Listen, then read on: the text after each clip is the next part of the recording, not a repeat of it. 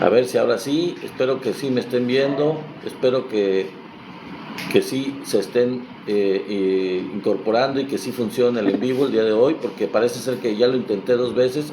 Hola, hola Luz, ya se están uniendo. Bienvenidos nuevamente, es la tercera vez que trato de hacer el en vivo y empezarlo, pero la red no me dejaba. Qué bueno que están aquí, bienvenidos.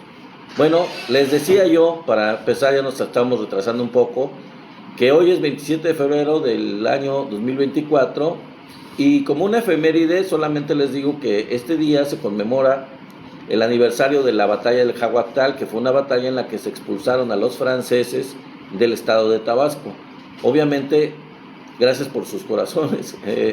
Obviamente es una celebración, una conmemoración exclusiva del estado de Tabasco, no se conmemora en el resto de México, pero a nivel estatal es muy importante porque, como les digo, se expulsaron a los franceses del estado. Bueno, esa es solo una efeméride, no vamos a hablar del tema, vamos a hablar del plan C. Hemos estado mencionando mucho el plan C y que necesitamos ganar la mayoría en el Congreso para poder aprobar el plan C, pero en detalle, probablemente muchos de ustedes no conozcan en qué consiste el plan C. El plan C son diferentes puntos que se pretenden hacer cambios constitucionales y se trata de 20 puntos en los que se pretende precisamente con esta mayoría calificada que se consiga lograr estos cambios constitucionales para que esta cuarta transformación eche raíces, para que se consolide, y son cambios muy importantes. Algunos de ellos estoy seguro que ustedes no los conocen, y la idea de este en vivo, precisamente, hola Sonia, saludos, es que conozcan estos planes, estos programas de cambios constitucionales, que son 20. Margarita Ramos, gracias por estar aquí, qué bueno que están ya. Vamos a dar un poquito de tiempo porque nos retrasamos un poco en empezar, porque no se conectaba, no sé qué pasaba, pero no se conectaba el en vivo y me rebotaba. Yo empecé como 2 minutos tarde, pero aún así las 2 veces que lo intenté anteriormente no me conectaba. Entonces les digo, vamos a hablar de en qué consiste el plan C realmente, cuáles son estos 20 puntos, porque es muy importante que los conozcan por si hay alguien que no está convencido de esta cuarta transformación o que está desinformado, para que ustedes le informen qué es lo que se pretende con este plan C, qué es lo que queremos lograr que se vote. Y es muy importante, ¿por qué? Porque así la gente puede darse cuenta que no es solo elegir a Claudia Sheinbaum como presidenta de México, sino lograr que los diputados y los senadores sean en mayoría de Morena para lograr este plan C, porque sabemos que los opositores están en contra de todo esto.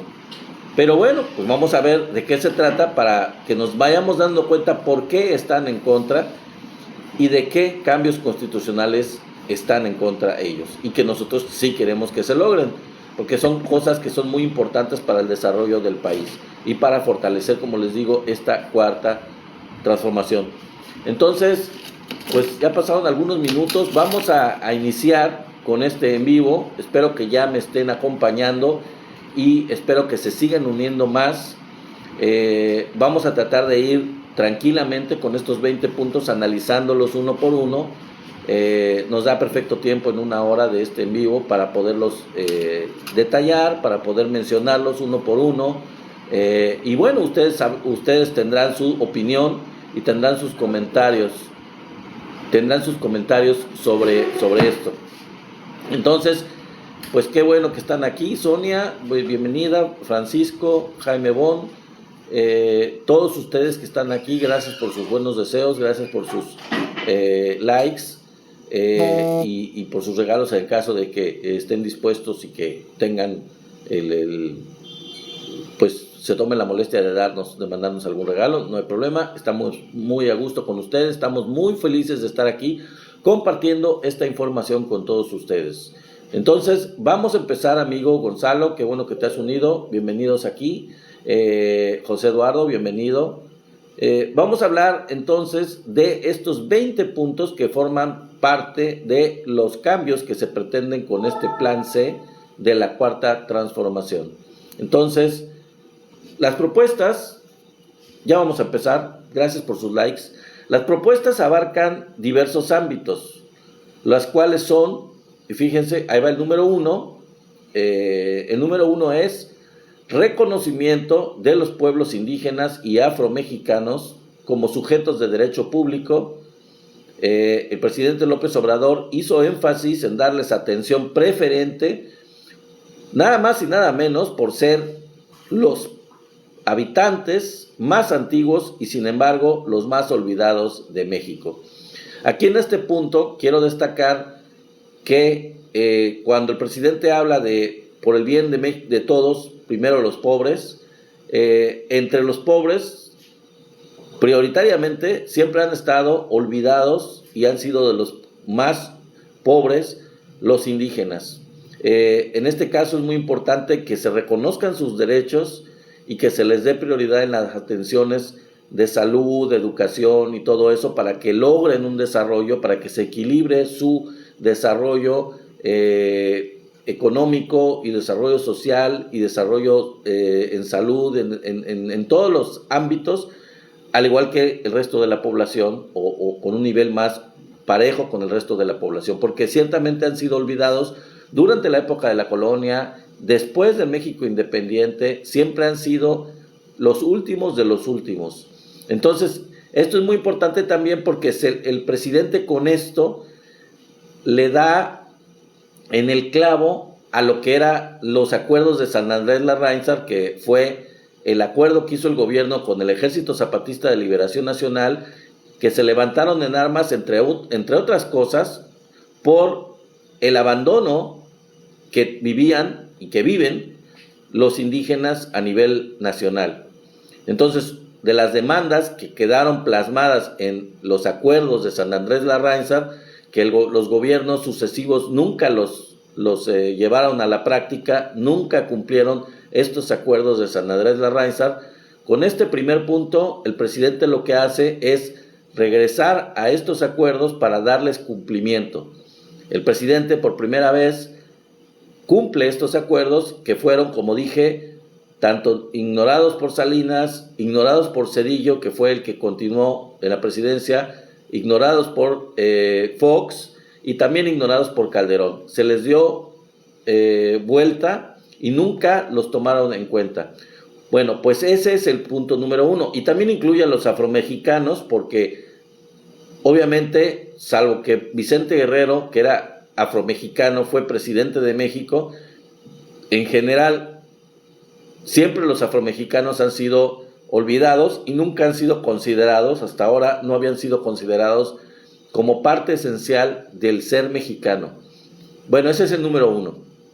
Número 2, garantizar la pensión para adultos mayores a partir de los 65 años y aumentar el monto cada año, así como la atención para personas con discapacidad. ¿Aquí de qué se trata? De que lo que ha hecho el presidente de México, Andrés Manuel López Obrador, se quede en la Constitución como ya una obligación, que ya quede instituido dentro de la Constitución, en las leyes, para que independientemente del partido que gane la presidencia, de quién gobierne, de qué persona sea la que gobierne, aunque sea del mismo Morena, que estos derechos a la pensión para adultos mayores y para personas con discapacidad ya estén consagrados en la Constitución y se tengan que garantizar y que se tengan que otorgar y que además tengan un aumento cada año.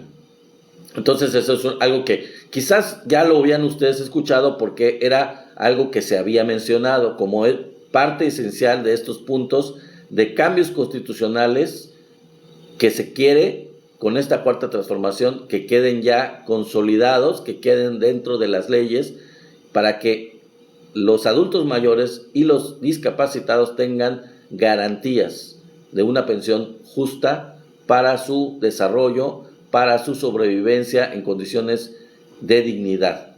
Bueno, el número 3 es otorgar becas a estudiantes de bajos recursos en todos los niveles escolares. Igual, lo mismo, ya el presidente lo ha hecho en este gobierno y lo que se pretende es que esto ya se quede en la Constitución, que se quede consagrado, para que igual, independientemente del partido que esté o del presidente que esté en el poder, ya se tenga garantizado que los estudiantes reciban becas a estos estudiantes de bajos recursos para equiparar a nivel social a los mexicanos de menos ingresos, para que todos tengan acceso a la educación, particularmente los más pobres, que es los que han quedado relegados del acceso a la educación.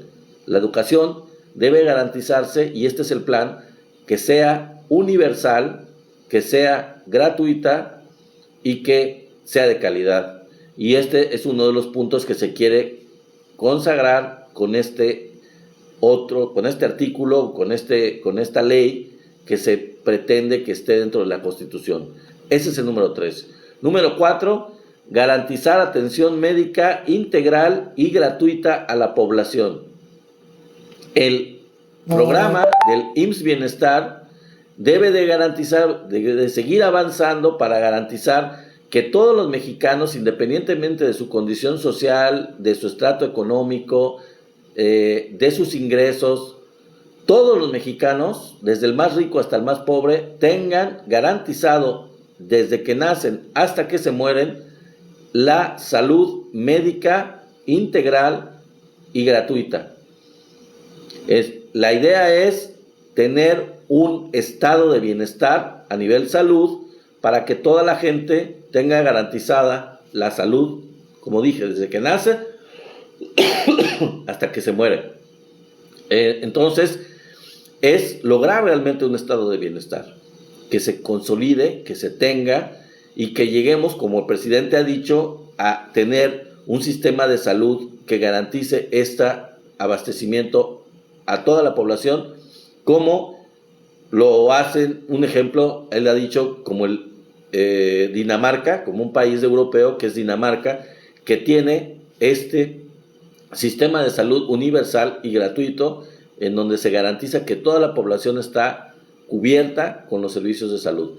De eso se trata, y esto ya lo que se lograría es que estuviera garantizado también en la Constitución, que ya no sea una utopía, que no sea un deseo, sino que ya sea una realidad consolidada, porque esté en la Constitución y se vea que se logre, que se tenga garantía de que se cumpla. Y esa es la idea de este número 4.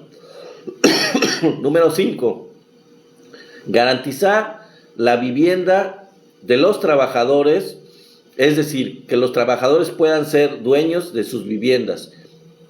Hay un rezago gigantesco en la vivienda en México. Hay millones de mexicanos, muchos millones de mexicanos que no tienen acceso a vivienda hasta el día de hoy, porque la vivienda es cara. Entonces la gente vive en condiciones muy de zonas perdidas, en condiciones muy lamentables. Millones de mexicanos viven así. Bueno, lo que se quiere con esto es lograr que los mexicanos tengan acceso fácil, más barato, a una vivienda, para que puedan lograr tener propiedad de su vivienda, y que la vivienda sea una vivienda digna y que puedan acceder a ella.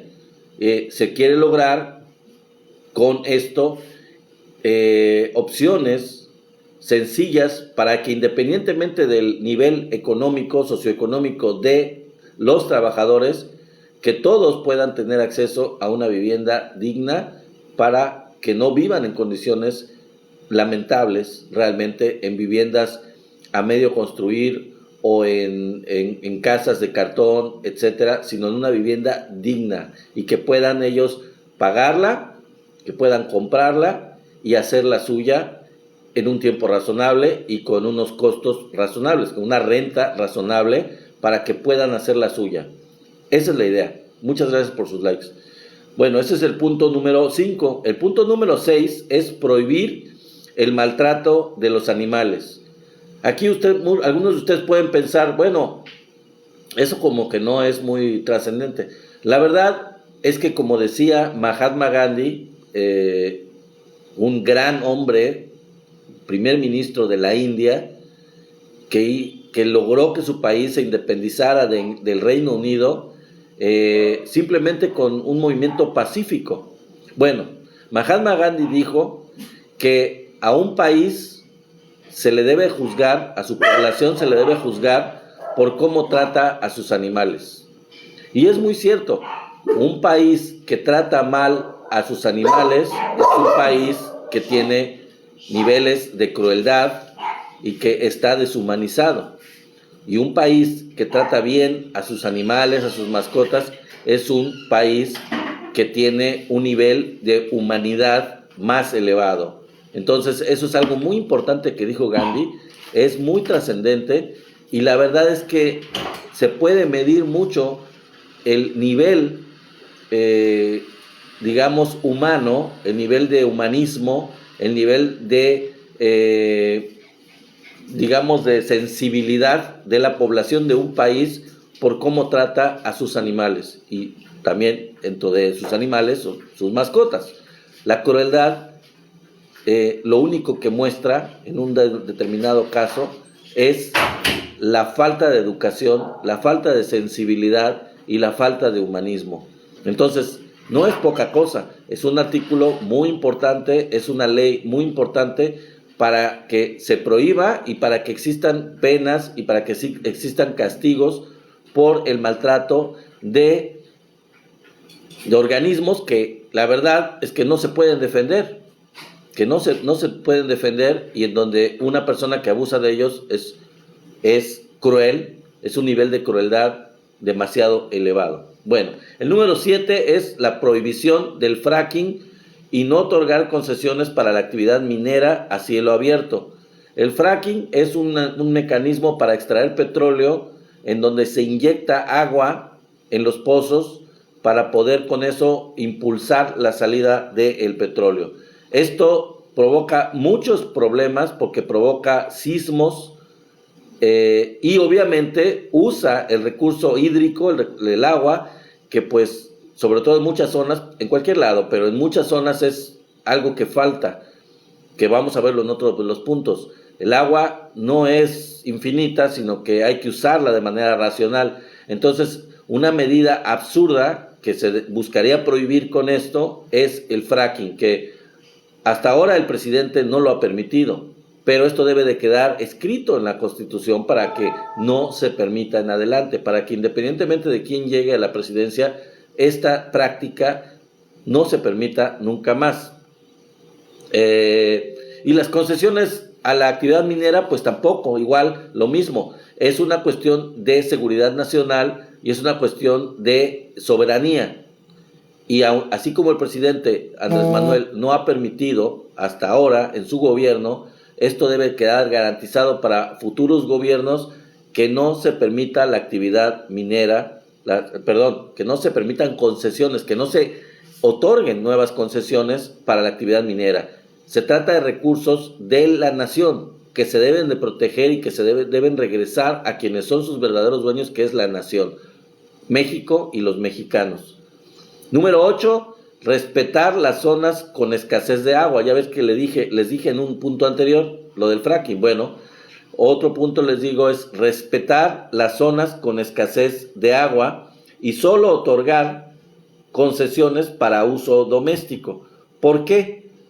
Porque en muchas zonas, como por ejemplo en Monterrey, que tuvo un problema gravísimo por la falta de agua, resulta que hay empresas como la cervecera o como otras que usan el agua, como las refresqueras, por ejemplo, en otras zonas del país, que usan el agua de una manera con prioridad, o que la han estado usando como prioridad, y que se las han estado otorgando por concesiones, y esto no debe de ser, porque la prioridad para el uso de agua deben de ser las viviendas, deben de ser las personas, las casas habitación, antes que las empresas, antes que las industrias. Debe de ser la población quien use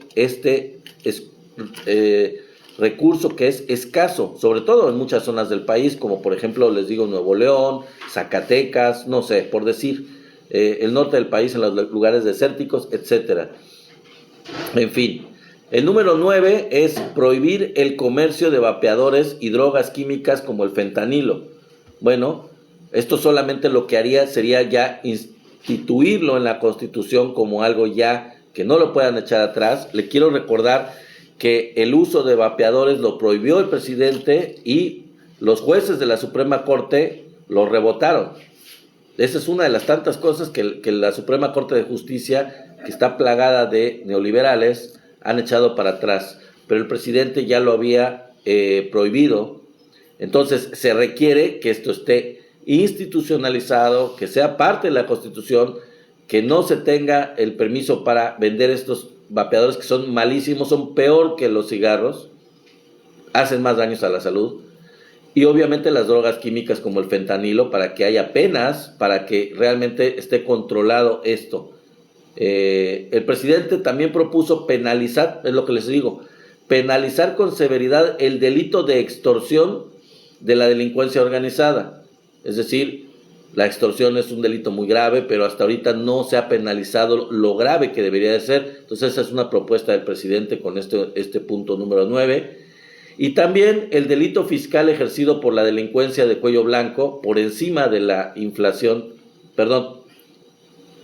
mediante factureras.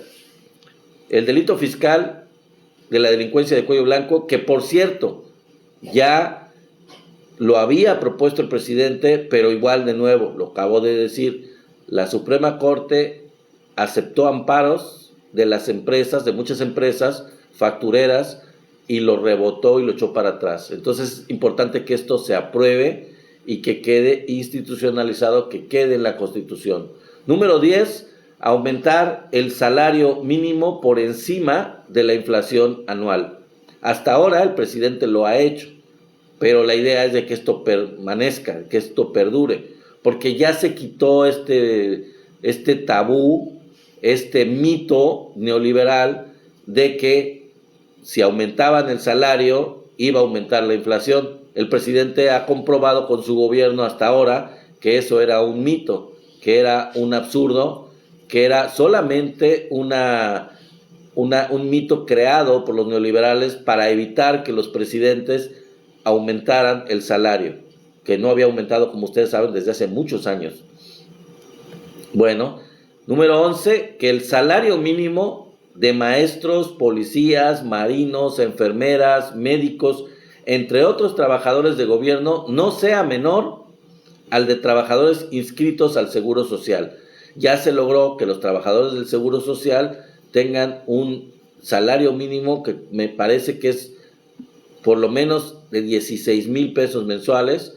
Bueno, pues la idea es de que estos profesionales que son fundamentales para el país no tengan un salario menor a este que está instituido en el Seguro Social. Número 12, revertir las reformas a las pensiones aprobadas en el 97 y en el 2007 por, respectivamente, Zedillo y Felipe Calderón. El presidente aseguró que afectan injustamente a trabajadores del Seguro Social y del ISSSTE, pues les impiden jubilarse con el 100% de su salario.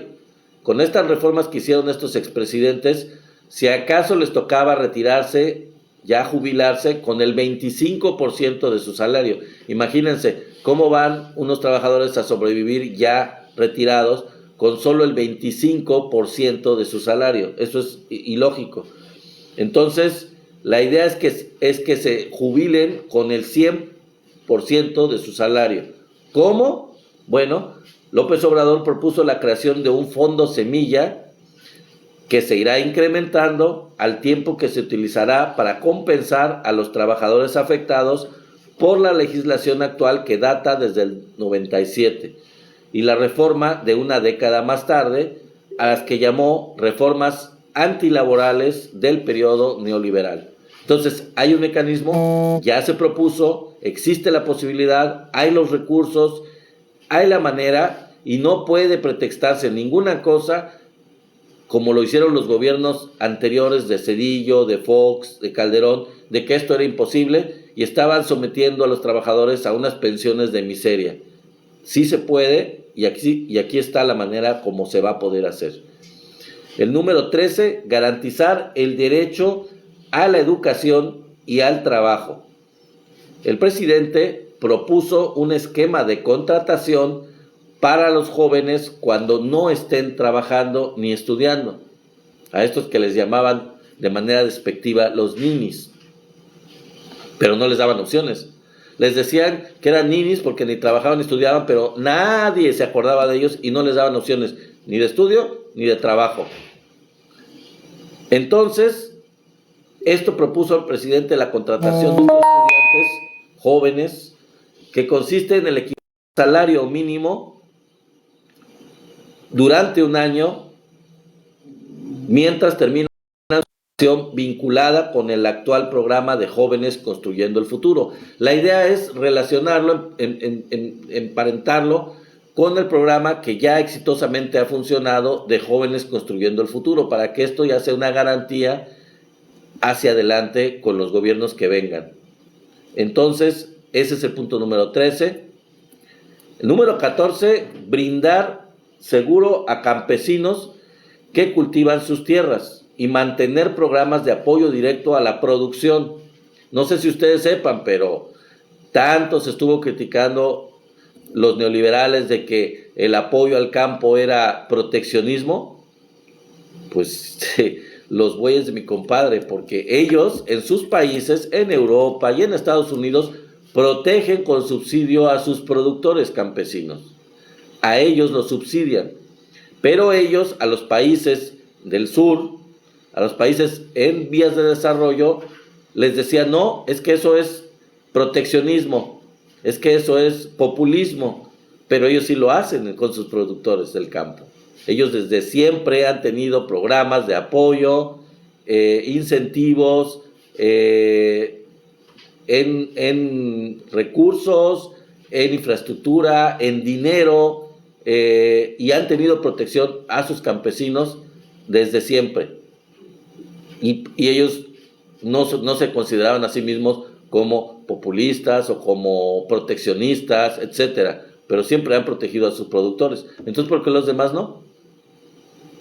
Cada quien debe de buscar por proteger su producción nacional y a los que se encargan de ella. Entonces, la idea de que este punto 14, ¿cuál es?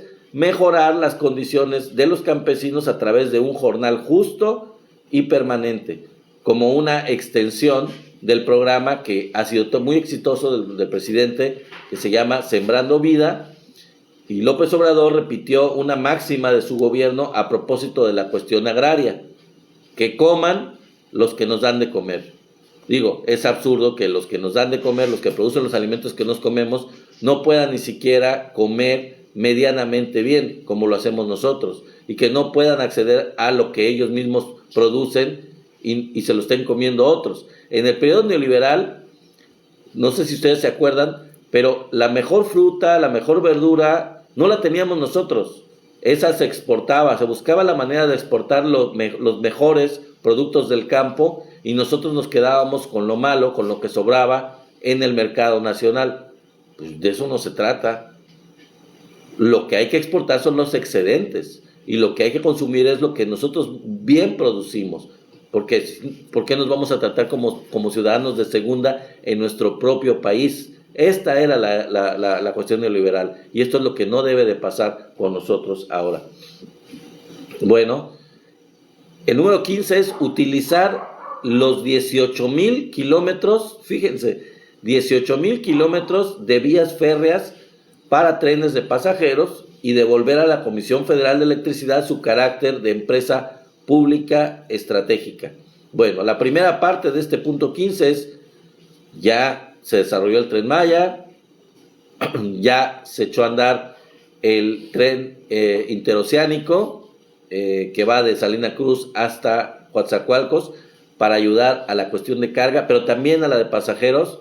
La idea de este punto es echar a andar todos los 18,000 kilómetros de vías férreas para comunicar no solo el sur y el sureste de México, que se les dio prioridad en esta primera etapa, sino emparentar todo esto, interconectarlo con trenes que vayan al centro, al Bajío y al norte de México, tanto al noroeste como al noreste. Es decir, que todo el país esté comunicado como en Europa por trenes que sean no solo de carga, no solo de transporte de insumos de comercio, etcétera, como de hecho una buena parte de las vías férreas de México sí se han estado utilizando, privadas y todo, se habían privatizado por Zedillo, se habían estado usando para, gracias Dina por el regalo, se habían estado utilizando para el transporte de carga. Bueno, pues la idea es de que sea también transporte de pasajeros, porque el turismo y el movimiento de pasajeros en tren es muy eficiente, es muy bueno en otros países, y hacia allá debemos de orientarnos. El tren es un medio muy bueno de transporte, es muy eficiente. En Europa uno va en tren de un país a otro y está todo interconectado de manera muy eficiente por los trenes. Lo mismo Japón, por ejemplo, etcétera, ¿no? Entonces, hacia allá vamos, esa es la idea, vamos a lograr interconectar todo eso. Esa es la primera parte del punto 15. La segunda parte, les dije, es devolver a la Comisión Federal de Electricidad su carácter de empresa pública estratégica. Rebotaron la ley eléctrica, no dejaron hacer una reforma energética, y lo único que logramos en este sexenio del presidente Andrés Manuel fue la ley eléctrica, que daba garantías a la Comisión Federal de Electricidad. Pues la rebotó el Poder Judicial, la rebotó. Entonces tenemos que recuperar esto. Ese es el punto fundamental de estos 20 puntos, es recuperar la soberanía energética. Y esto pasa porque la Comisión Federal de Electricidad recupere la soberanía de todo lo que es la electricidad en todo el país. Y para eso hay que darle los medios legales, constitucionales, en la ley, y eso es fundamental, es uno de los puntos más importantes de estos 20 puntos para recuperar la soberanía energética. Entonces hacia allá vamos, esa es la idea con este punto, es muy importante, recuérdenlo bien. Número 16, reducción de gastos electorales, disminución a 64 senadores nada más y 300 diputados nada más. Y reducir, bueno, ahorita les voy a decir la segunda parte. ¿Qué es importante de este punto número 16? Es fundamental que el sistema electoral es carísimo y no ha logrado realmente hacernos más democráticos. Lo que logró hacernos más democráticos fue el voto mayoritario de la gente en el 2018, que rompió con todas las trabas, que había por parte del Instituto Nacional Electoral. Es un sistema caro, un sistema obsoleto, con privilegios de los consejeros electorales, con grandes sueldos de los que estaban ahí. Ya ahorita la Guadalupe Tadei, que es la que está ahí encargada del INE, ya se redujo el sueldo por debajo del presidente de México, pero no todos los demás lo han hecho, y siguen teniendo gastos superfluos, privilegios de diferentes tipos. Tenemos que hacer que el sistema electoral sea eficiente y sea más económico de lo que es ahora. Y por lo que respecta a los diputados y a los senadores, también son gastos excesivos el tener 500 diputados, que en realidad no sirven, porque están los plurinominales, que como sabemos son diputados de partido que están ahí para refugiarse, como ahorita vemos con Cabeza de Vaca y con muchos otros. Están buscando ese hueso para refugiarse de la ley, para protegerse de que procedan contra ellos por sus delitos de diferentes tipos, como enriquecimiento ilícito, como fraude, como muchas otras cosas que han cometido, y que tienen fuero, buscan el fuero sin que nadie haya votado por ellos, solamente porque representan a un determinado partido y se les da ese lugar. Entonces la idea es de evitar que haya Ricardo Anaya, como ahora se quiere darle protección, que regrese a Estados Unidos donde estaba escondido, Cabeza de Vaca, que también está escondido y que están por presentar la orden de aprehensión, y él está escondido esperando que su puesto plurinominal en la Cámara lo proteja y entonces poder presentarse ya para tomar su puesto como diputado, no sé si es senador o diputado como está, no me acuerdo, pero el caso es que tomar su puesto en la Cámara para tener impunidad, porque de eso se trata, es otorgar impunidad a verdaderos criminales. Todo el cártel inmobiliario son una bola de criminales. Y la idea de este punto que está aquí incluido como cambio constitucional es evitar esto, evitar los plurinominales para evitar que exista un mecanismo para proteger a criminales. Gente a la que nadie vota por ellos, pero que están ahí protegidos para que se les dé impunidad. Es increíble. Y la segunda parte de este punto que les decía es reducir a 30% la participación para que las consultas populares sean vinculantes.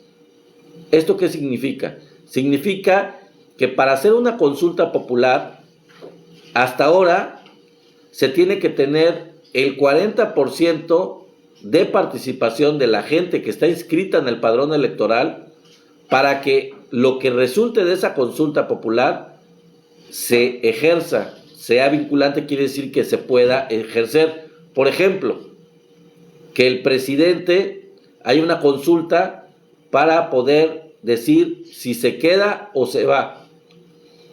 Si se reduce este 40%, ese es un ejemplo, porque puede haber muchas consultas para muchas cosas. Hasta ahora es el 40%, es un porcentaje alto del padrón electoral, realmente. Entonces la idea es de que baje a 30% para que con solo el 30% del padrón que vote, se tome la decisión de lo que se trate. La decisión de que un presidente o presidenta permanezca en el cargo o se vaya para su casa por no haber hecho su trabajo bien como debe de ser, y otro tipo de consultas populares que son muy importantes porque eso es lo que se llama democracia participativa. La democracia es algo que nos incluye a todos durante todo el tiempo. Debemos de participar continuamente, no nada más cuando hay una elección de presidente y después nos olvidamos 6 años, o la elección del presidente municipal o la del gobernador y ya nos olvidamos el resto del tiempo. No, las decisiones deben de ser concertadas con la gente, la participación del pueblo debe de ser continua para verificar qué están haciendo y calificar qué están haciendo las autoridades que están ejerciendo el poder que el pueblo les dio. Y como dice el presidente, deben de mandar obedeciendo. O sea, que tienen un cargo y que ese cargo se los dio el pueblo, y el pueblo, al pueblo se deben y al pueblo deben responder. Y deben de hacerlo con convicción, con honorabilidad, con responsabilidad, con austeridad obviamente. Deben de hacerlo bien y que el pueblo los juzgue, como dice su juramento, por cierto. Pero no lo ejercen, hasta ahorita no se ha ejercido mucho. Sino que el pueblo se los demande. Bueno, pues que el pueblo se los demande. ¿Y cómo se los puede demandar el pueblo? Pues haciendo consultas para ver, ¿me gusta cómo está gobernando este político o ya no nos gusta? Para no tener que esperarnos todo el periodo de esta persona que fue elegida si no está haciendo su trabajo o si su trabajo lo está haciendo de una manera completamente en contra de quienes votaron por él o por ella. Entonces, de eso se trata con este punto 16. Es muy importante porque es un punto que tiene que ver con el sistema electoral. El número 17, elección de jueces, magistrados, este también es fundamental, elección de jueces, magistrados y ministros para que estos sean electos de manera directa por el pueblo. Este es uno de los, de veras, es uno de los cuellos de botella que tenemos en esta cuarta transformación. Lo sabemos, si ustedes no lo saben, se los digo. El Poder Judicial ha estado bloqueando y ha estado poniéndole topes, poniéndole todo tipo de barreras a este gobierno del presidente Andrés Manuel López Obrador. Aceptó todos los amparos que propusieron los opositores contra todas las obras del presidente y han estado echando para atrás todas las reformas que el presidente y que la Cuarta Transformación ha querido que salgan, siempre han rebotado por el Poder Judicial. Es un Poder Judicial mañoso, es un Poder Judicial corrupto, es un Poder Judicial privilegiado que permanece como un supremo poder y que quiere, y en los hechos ejerce un poder de decisión última que está por encima de la Constitución, que está por encima de la ley y que está por encima de los demás poderes. Ellos se sitúan ilegalmente por encima del Poder Ejecutivo y por encima del Poder Legislativo. Y ellos son uno de los tres poderes y deberían de estar en una equidad con los otros dos poderes. Sin embargo, se dan privilegios que no les corresponden y la única forma de que esto cambie o empiece a cambiar es que se les elija, al igual que se elige a diputados, senadores y el presidente, para que se ganen el puesto o en su caso la gente los quite de su puesto, la misma gente a la que se deben. Hay ejemplos como en Estados Unidos o como en otros países en donde los jueces, al igual que los políticos, son electos. Entonces, su trabajo les debe de costar el hecho de permanecer como jueces, sobre todo la Suprema Corte de Justicia, que tiene la última palabra en casos importantes, para que realmente respondan a la mayoría del pueblo a la que debieran servir y no a privilegiados, a gente que les paga y que los tiene en un nivel de privilegio porque responden a intereses de empresas y de ricos. Eso es lo que hasta ahorita ha estado pasando y eso es lo que se quiere evitar completamente con este punto que es importantísimo. Número 18. Integrar la Guardia Nacional a la Secretaría de la Defensa Nacional para evitar corrupción. Esta es una cosa muy importante. La disciplina que tiene la Secretaría de la Defensa Nacional, su respeto a México, su amor a México y como les digo, la disciplina que tiene, sería muy bueno para que la tuviera bajo ese mismo esquema la Guardia Nacional. ¿Por qué? Pues simplemente para evitar que pase con otras dependencias de gobierno o de otro tipo que se corrompen, que llega un momento en que no responden a los mexicanos, al pueblo, al país y se corrompen, como pasó en la época de Calderón con la Policía Federal, que se corrompió completamente. Imagínense, el mero mero era García Luna, a qué nivel de corrupción debió haber llegado y de crimen completamente esta dependencia que se corrompió hasta el tuétano, hasta la médula. Entonces la idea es de que permanezca con valores, con principios, con nacionalismo y qué mejor manera de que pertenezca a la Secretaría de la Defensa Nacional. Ese es el punto número 18. El punto número 19 es establecer en la Constitución que ningún servidor público puede ganar más que el presidente de la República.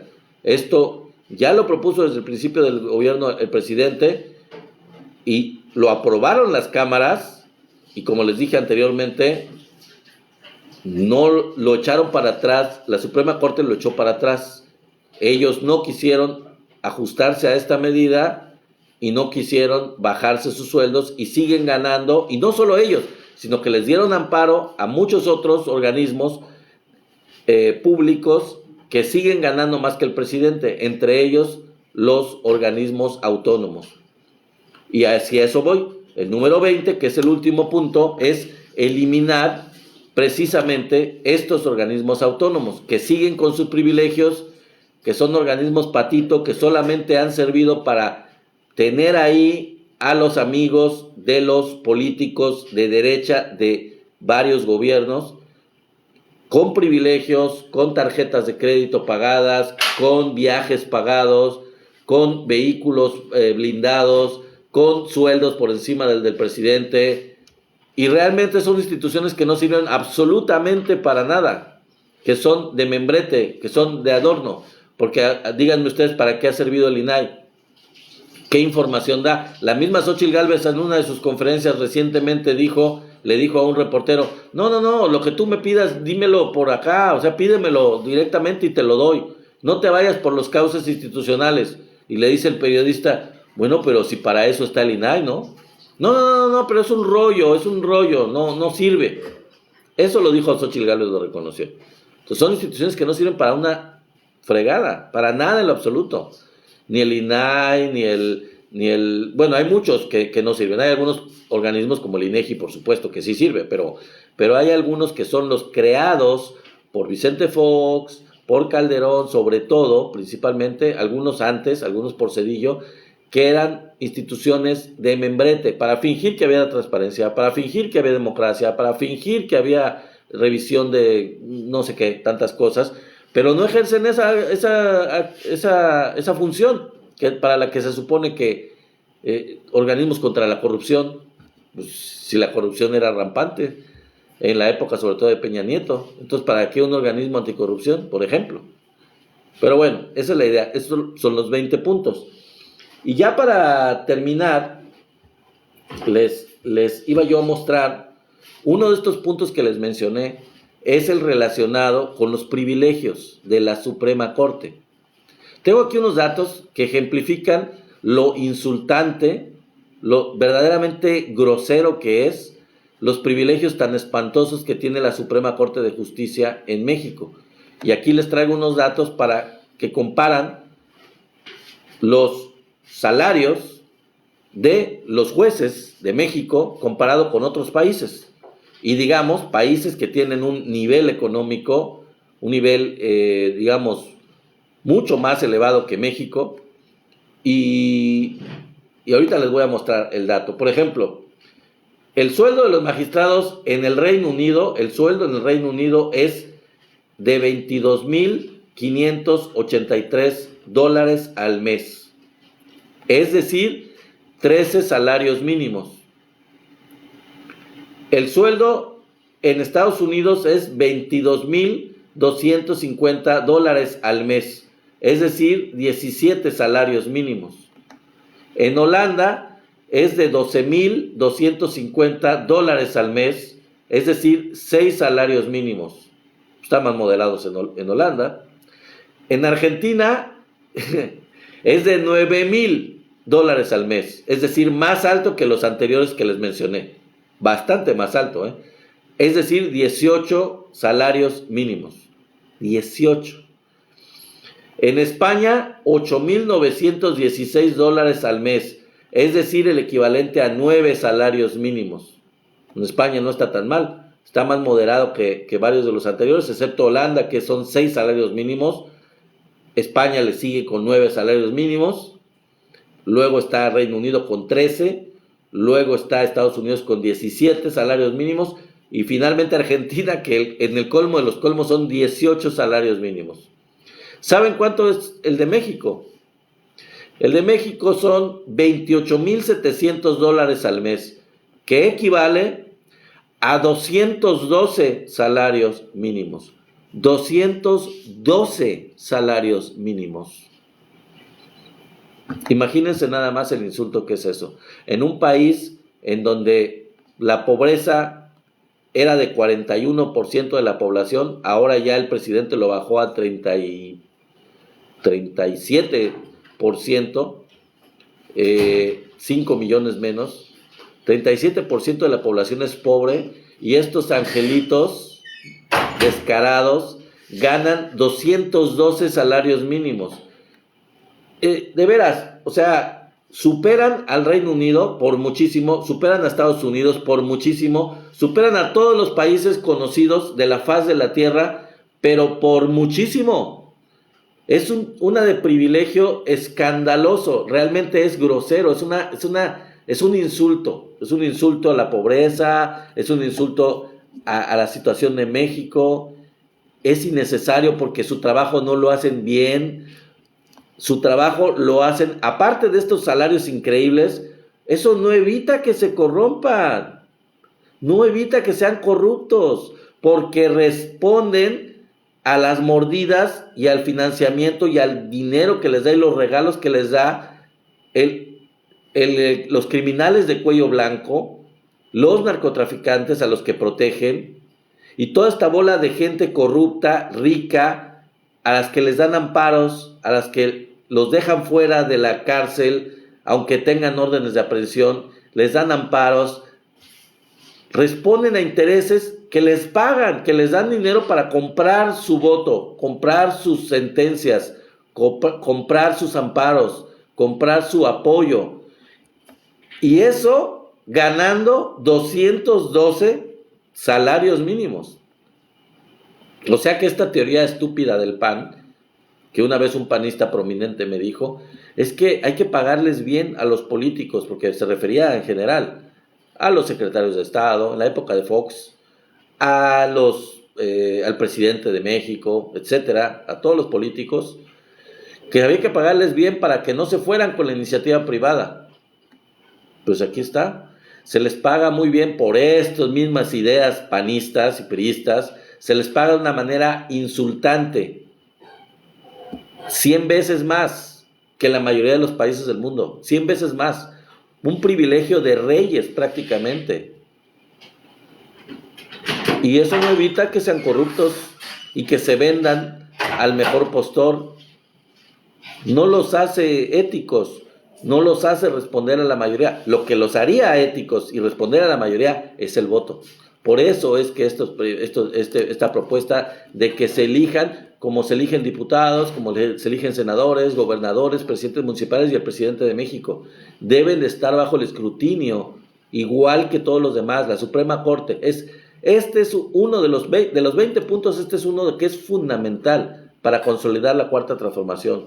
Es uno que yo creo que es fundamental. No minimizo los demás.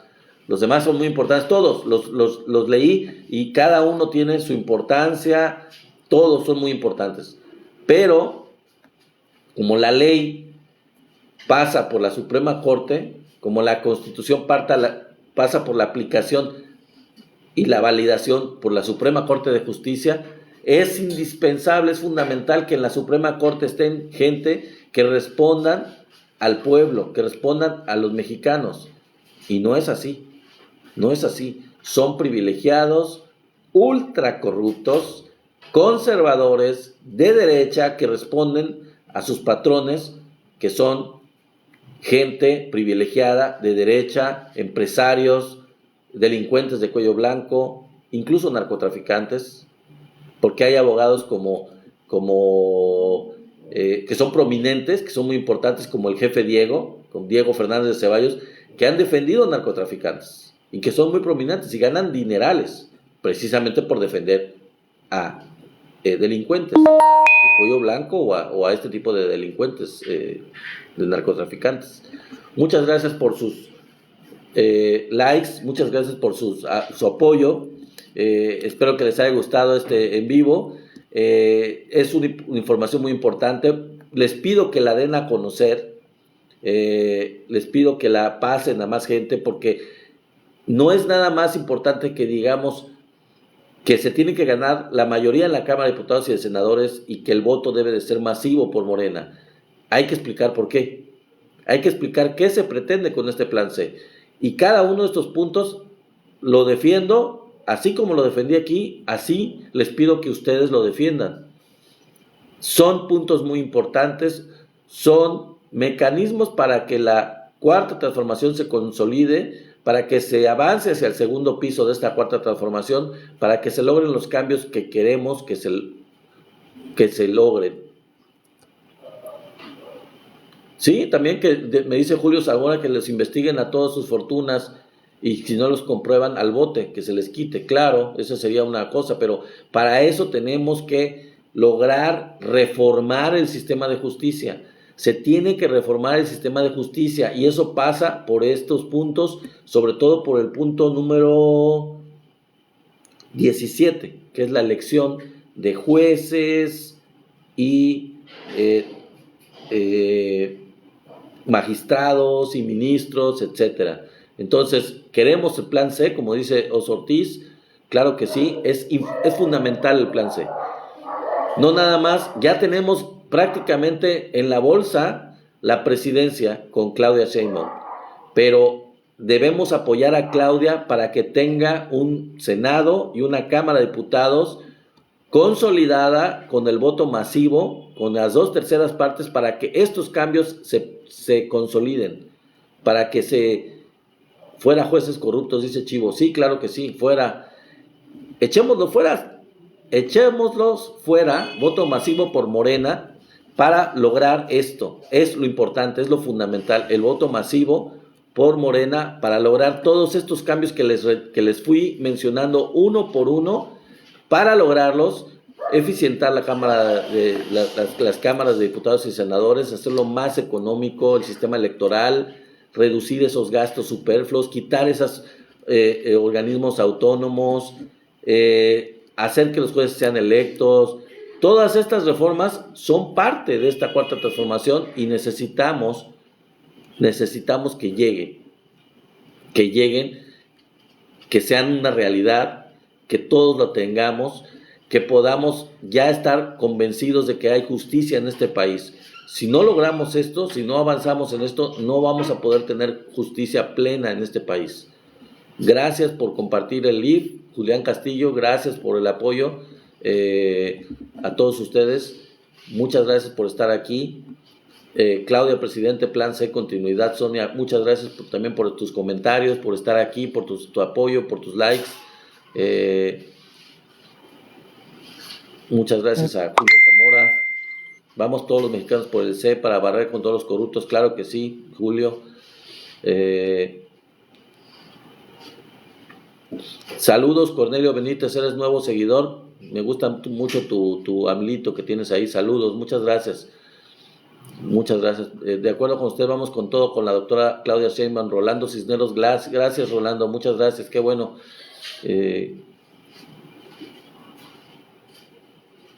Sonia, gracias por tus likes, al en vivo. Te agradezco mucho eso. Claudia es mejor para presidenta. Claro, Federico, por supuesto. No hay comparación, Federico. Tienes toda la razón. No hay candidata de oposición realmente que pueda ser comparable ni cercana. Juan Ruiz, Plan C, claro que sí. Muchas gracias. Hay algunos que se están uniendo todavía, ya nos vamos a ir en un momentito. Muchísimas gracias por haber estado aquí. Agustín Santís, buenas noches, saludos. Muchas gracias por estar aquí, no importa que hayas llegado, te agradezco mucho, qué bueno. Gracias por haber entrado. Arriba Claudia, dice Juan Ruiz. Gracias, claro que sí. Sí, muchas gracias a todos por sus likes. Siguen dándome likes, muchas gracias.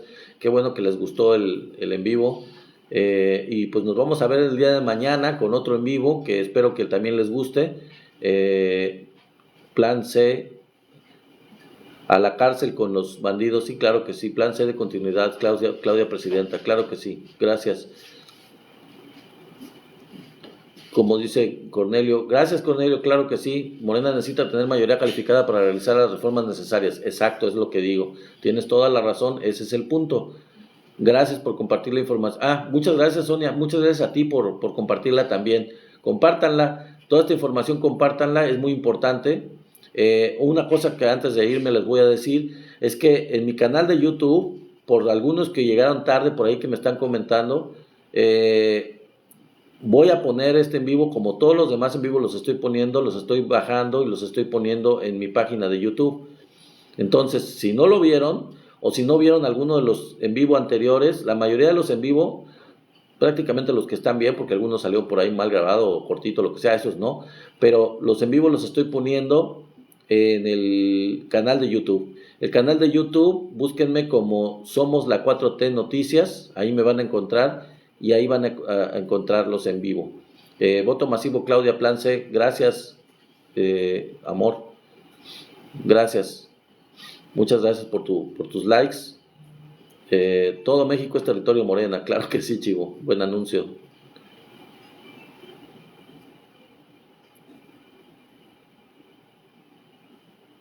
Muchas gracias entonces.